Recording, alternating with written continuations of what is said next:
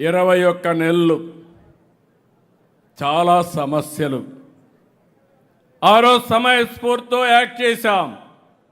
ఎన్నికల ముందు రాష్ట్రం ఏమవుతుంది, 30 ఏళ్ళు ఎన్నికెళ్ళాం, దీన్ని మళ్ళా నిలబెడతామని అనుమానం అందరిలో ఉంది. కానీ ఆ రోజు మీరు గుర్తుపెట్టుకోవాల్సింది సరైన సమయంలో సరైన నిర్ణయం. మొట్టమొదటిసారిగా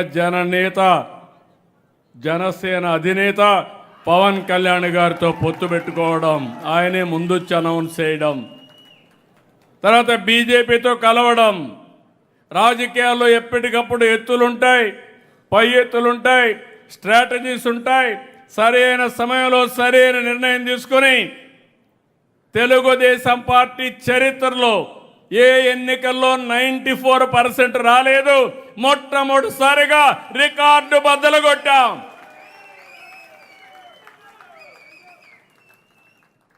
నాలుగోసారి ముఖ్యమంత్రి, 3 సార్లు ప్రతిపక్ష నాయకుడిగా పనిచేశా, 30 ఏళ్లుగా పార్టీ అధ్యక్షుడిగా ఉన్నా. నాకే అర్థం కాలేదు. సైబరాబాద్ నిర్మాణం చేశాం. ఈరోజు తెలంగాణకి చూస్తే హైదరాబాద్ వల్ల దగ్గర 75% ఆదాయం హైదరాబాద్ నుంచే వస్తుంది. కానీ ఇక్కడ చూస్తే చాలా ఇబ్బందులు, వెసులుబాటు లేదు, విధ్వంసమైన వ్యవస్థ, అధికార యంత్రాంగం నిర్వీర్యమైపోయింది. అక్కడి నుంచి ప్రారంభించాం.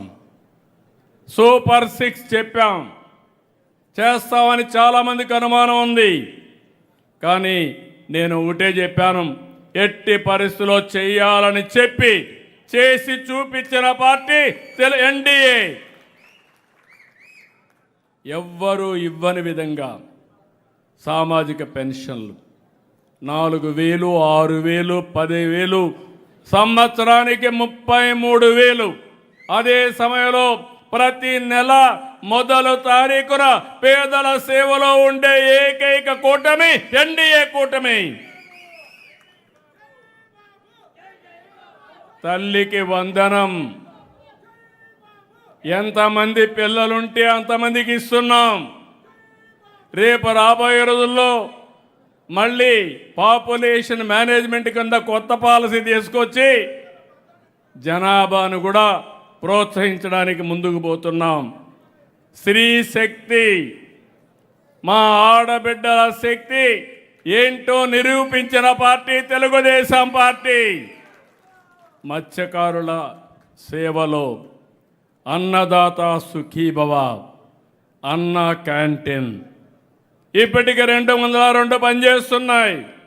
ఈ నెలలోనే ఇంకొక 70 అన్న క్యాంటీన్లు పెట్టి ఎవ్వరు కూడా ఆకలితో బాధపడకుండా అన్నం పెట్టే party Telugu Desam party NDA. DSC police recruitment చేశాం. తాజాగా 10,000 పోస్టులు జాబ్ క్యాలెండర్లు ఇచ్చాం. యువగళంలో లోకేష్ చెప్పినట్టు 20 లక్షల మంది ఉద్యోగాలు కల్పించే విధంగా పెద్ద ఎత్తున పరిశ్రమలు తీసుకొస్తున్నాం. 21 నెలల్లో 6,28,000 మందికి ప్రైవేటు ఉద్యోగాలు ఇప్పించిన party Telugu Desam party NDA party. Visakha Google వచ్చింది. మామూలుగా మీరు చూస్తే ఎఫ్డిఐ వచ్చిన తర్వాత అతి పెద్ద ఇన్వెస్ట్మెంట్ $15 బిలియన్, 1 గిగావాట్ కెపాసిటీతో డేటా సెంటర్ ఏఐ వస్తూ ఉంది. అనకాపల్లి ఆర్స్లార్ మిత్తల్ మొన్నే స్టీల్ ప్లాంట్ కాదు, స్టీల్ సిటీకే శ్రీకారం చుట్టాం. అతిపెద్ద ప్రాజెక్ట్ ఇది.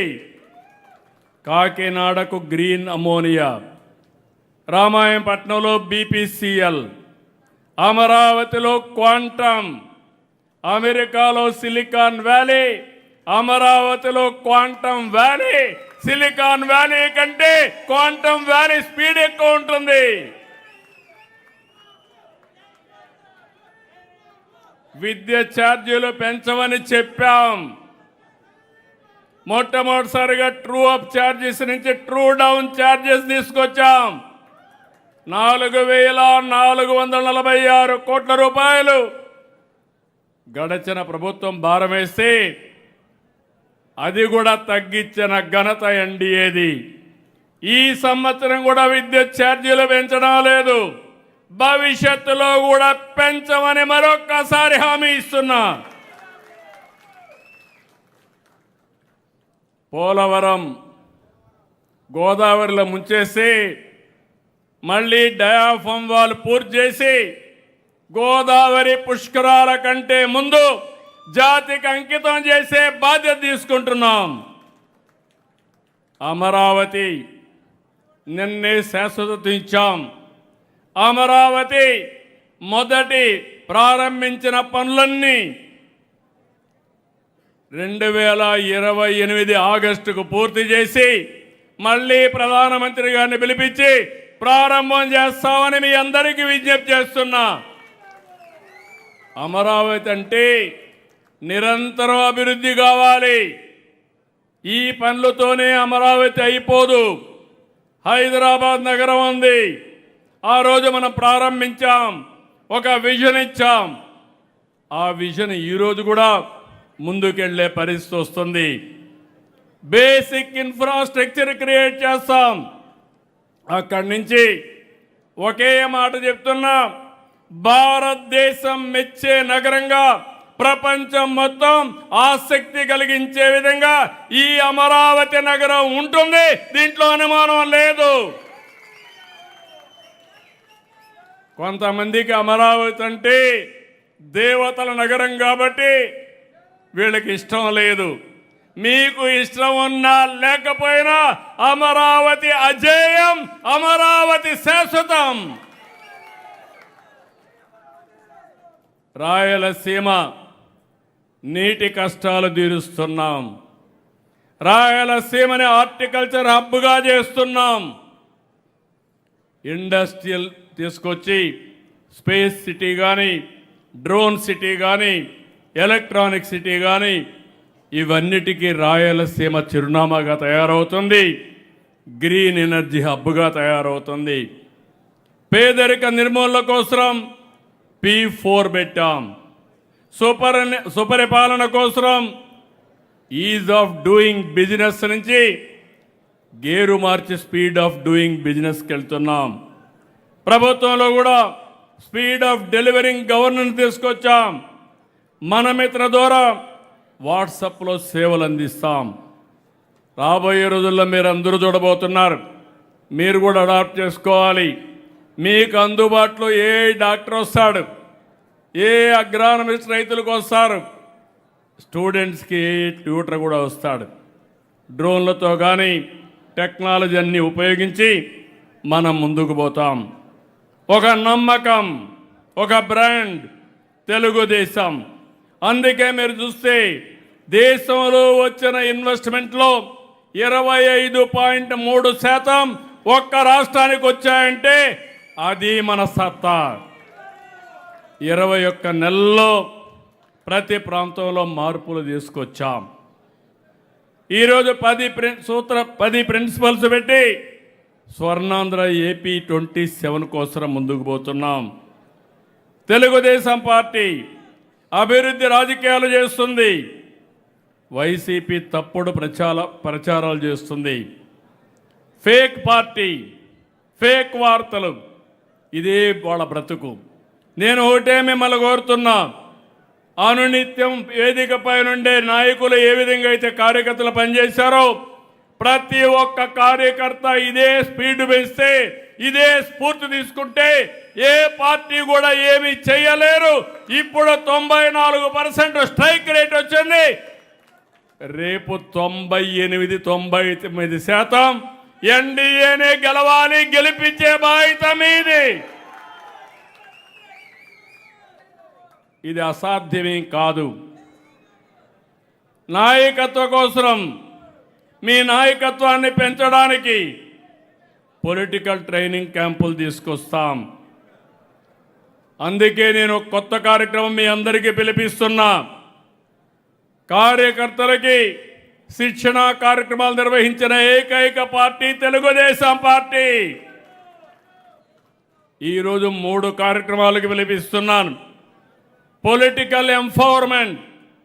ఒక నాయకుడు అంటే ఎట్లుండాలి, నిరంతరం ఎన్నికల్లో ఏ విధంగా గెలవాలి, ప్రజలకు ఏ విధంగా అందుబాటులో ఉండాలి, నాయకత్వ లక్షణాలు ఏ విధంగా పెంచుకోవాలి అనే దానికి పొలిటికల్ ఎంపవర్మెంట్ ప్రతి ఒక్క కార్యకర్తకి ఇస్తాం. ఏ నాయకుడినన్నా చూడండి, ప్రపంచంలో మామూలుగానే పుడతాం. ఈరోజు ఒక ఎన్టీఆర్ ఒక రైతు బిడ్డ, ఎన్టీఆర్ ఒక చరిత్ర, ఒక అంబేద్కర్, ఒక మహాత్మా గాంధీ, ఒక అబ్దుల్ కలాం, ఇప్పుడుండే ప్రధానమంత్రి నరేంద్ర మోడీ గారి నుంచి కూడా మీరు కూడా అలాంటి నాయకులుగా ఎందుకు తయారు కాలేరో మీరు కూడా ఆలోచించుకోవాలి. చేయూతనిచ్చే బాధ్యత నాది, అందిపుచ్చుకునే బాధ్యత నా కుటుంబ సభ్యులది. రెండోది, ఒక నూతనమైన కార్యక్రమం, సోషల్ రీఇంజనీరింగ్.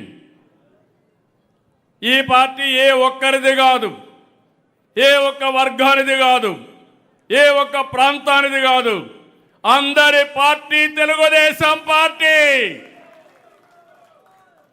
ప్రతి ఒక్కరి భవిష్యత్తు కోసం, ప్రతి ఒక్కరి బాగోగుల కోసం పనిచేసే పార్టీ తెలుగుదేశం పార్టీ.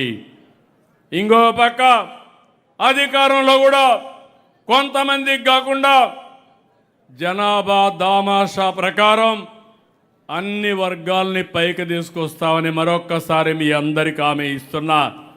పార్టీ పదవుల్లో, రేపు చట్టసభల్లో, అదే మరి ఏ కార్యక్రమం వచ్చినా అందరికీ న్యాయం చేసే కార్యక్రమాన్ని తీసుకొస్తాం.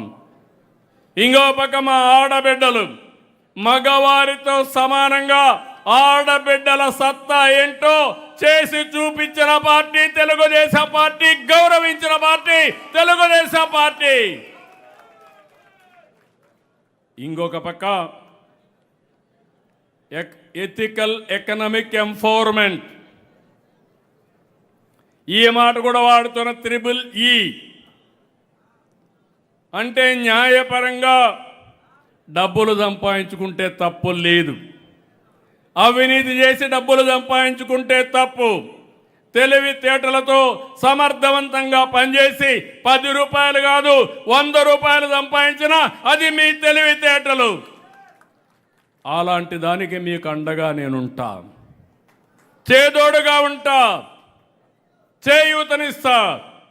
అందిపుచ్చుకునే బాధ్యత మీదని మరొక్కసారి మీ అందరికీ విజ్ఞప్తి చేస్తున్నా.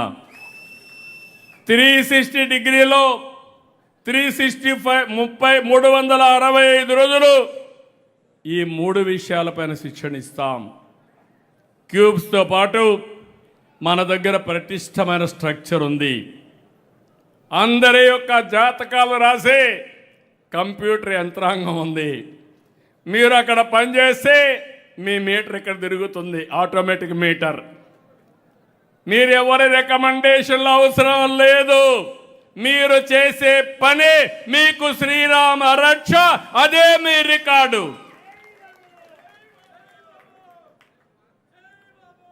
అందుకని ఈరోజు ఆఫీస్ చూస్తే నేను సంతోషపడ్డాను. మొట్టమొదటిసారిగా జనరల్ సెక్రటరీని అభినందించాను, బాగుంది ఆఫీస్ అని. మామూలుగా నేను ఎవరిని అభినందించను, నేను ఇంకా చెయ్యాలని ఆలోచిస్తూ ఉంటాను. మీరు ఎంత చేసినా ఇంకా తక్కువ చేశారంటూ ఉంటాను.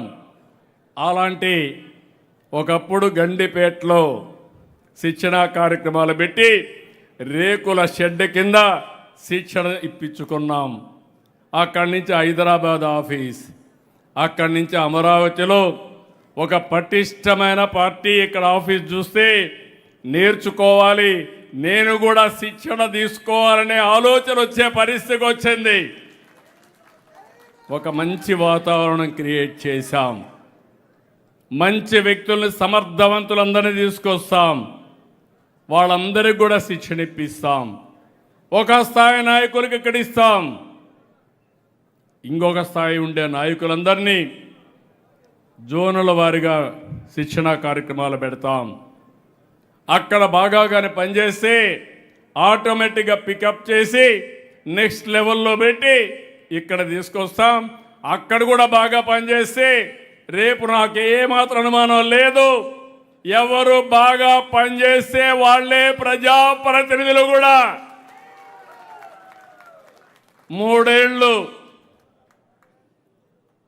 50% అసెంబ్లీ సీట్లు పెరుగుతున్నాయి, 33% ఆడబిడ్డలకు రిజర్వేషన్లు వస్తున్నాయి. ఇది శుభవార్త. ఎవరైనా పోటీ పడాలంటే అంటే కట్ త్రోట్గా కాదు, అడ్డుదూడంగా కాదు, కష్టపడి పనిచేసి క్రమశిక్షణతో పనిచేసి మీరెక్కడున్నా మీ సామర్థ్యాన్ని మీ శక్తిని మీరు నిరూపించండి. మిమ్మల్ని ఐడెంటిఫై చేసే బాధ్యత ప్రధాన కార్యదర్శి లోకేష్ గారిది, దాన్ని అమలు చేసే బాధ్యత నాది.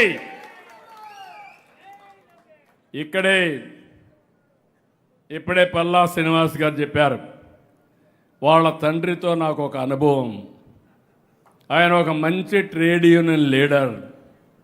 అప్పట్లో ఆయన ఐడెంటిఫై చేసి ఎమ్మెల్యే పెడితే గాజువాకలో ఆ రోజుట్లో బ్రహ్మాండమైన మెజార్టీతో గెలిచారు. మొన్న కూడా చూస్తే పల్లా శ్రీనివాస్ నవ్వుతూనే ఉంటాడు, అజాత శత్రువు. అందుకనే మీరు చూస్తే అతిపెద్ద మెజార్టీతో గెలిచారంటే అది కూడా ఒక కారణం. రాజకీయాల్లో పనిచేయడం చాలా ముఖ్యం, పని చేయడమే కాకుండా ప్రవర్తన కూడా చాలా ముఖ్యం. కొంతమంది ఎక్కువ తిరిగితే తక్కువ ఓట్లు వస్తాయి, కొంతమంది తక్కువ పని చేసినా ఎక్కువ ప్రభావం చూపిస్తారు. ఈ విషయాన్ని మనం గుర్తుపెట్టుకోవాల్సిన అవసరం ఉంది.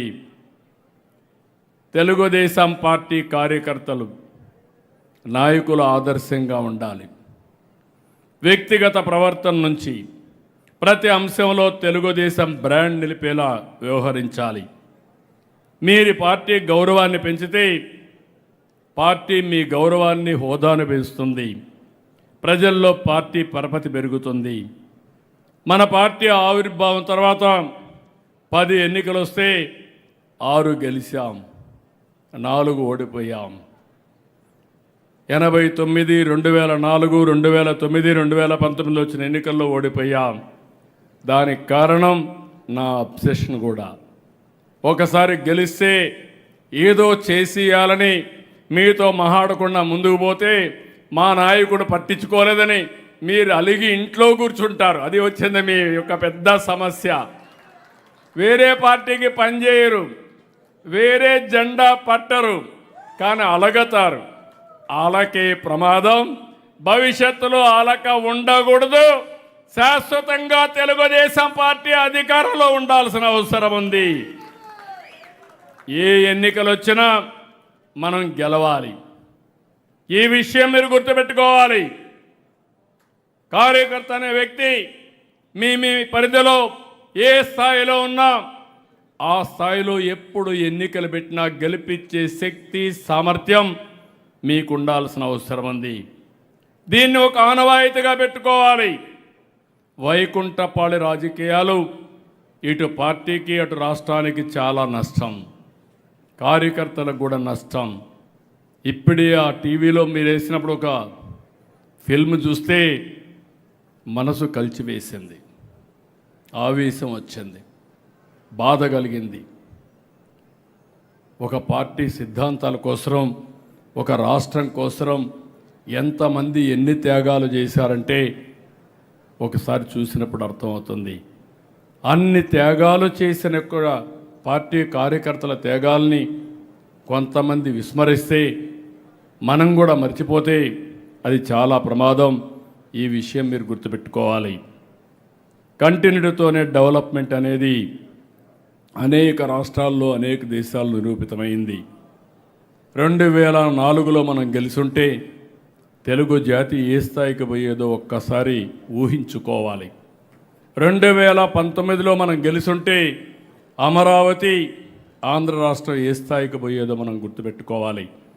ఈరోజు మీరు ఒక్కసారి చూస్తే అమరావతి కోసం 29,000 మంది రైతులు, 33,000 ఎకరాలు భూమి స్వచ్ఛందంగా ముందుకొచ్చి ఒక్క పైసా తీసుకోకుండా ల్యాండ్ పూలింగ్లో ఇచ్చారంటే అది మన మీద నమ్మకం.